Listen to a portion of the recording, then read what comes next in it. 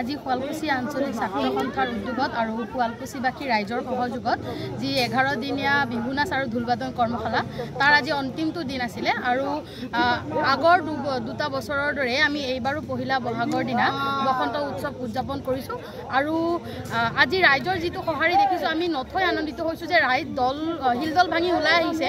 আমাৰ বাবে আমাৰ বিহুটোৰ বাবে কাৰণ বিহু আমাৰ অসমীয়াৰ প্ৰাণ আৰু আজি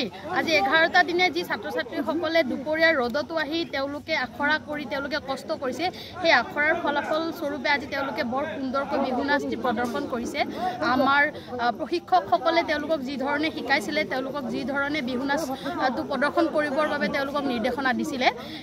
ঠিক তেনেধৰণে তেওঁলোকে আজি প্ৰদৰ্শন কৰিছে আমি দেখি খুবেই আনন্দিত হৈছোঁ আৰু আমি আশা কৰোঁ ৰাইজৰ মৰম আশীৰ্বাদ আৰু সহযোগিতা আমাৰ লগত এনেদৰেই থাকিব আৰু আমি সেই ছাত্ৰ ছাত্ৰীসকলৰ মাজৰ পৰাই আমি শ্ৰেষ্ঠ কেইবাগৰাকী আমি বাছনি কৰিছোঁ লগতে আমি এইবেলি নতুনকৈ সংযোজন কৰিছিলোঁ শিপিনী বঁটা আৰু আমাৰ শুৱালকুছিৰ যি তাঁত শিল্প সেই তাঁত শিল্পৰ বাবে অহৰহ কষ্ট কৰি থকা এগৰাকী ব্যক্তি আচলতে বহু কেইগৰাকী আছে তাৰে মাজৰ পৰা আমি এগৰাকী ব্যক্তিক বাছনি কৰি এই বৰ্ষৰ সেই শিপিনী বঁটাটো প্ৰদান কৰিছিলোঁ আৰু তেনেদৰে আজিৰ আমাৰ এই অনুষ্ঠানটি ৰাইজৰ খুব মৰম আদৰ আৰু সহযোগিতাৰ মাজত খুব সুন্দৰকৈ আমাৰ এই দিনটো পাৰ হ'ল বুলি আমি আচলতে ধৰিব পাৰোঁ আৰু লগতে জাতীয় সংগীতেৰে আমি আজিৰ এই কাৰ্যসূচী আমি সমাপ্ত কৰিছিলোঁ ধন্যবাদ তেখেতক হয়তো আমি আজিৰ এই শিপিনী বঁটাৰে তেখেতৰ এই অমূল্য যি অভি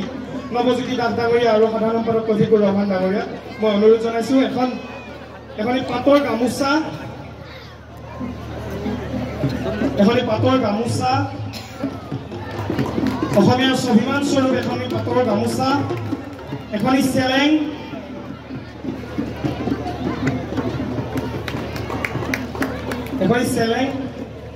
আৰু এটি জাপি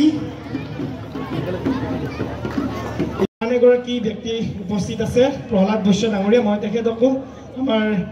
সন্মুখলৈ আহিবৰ বাবে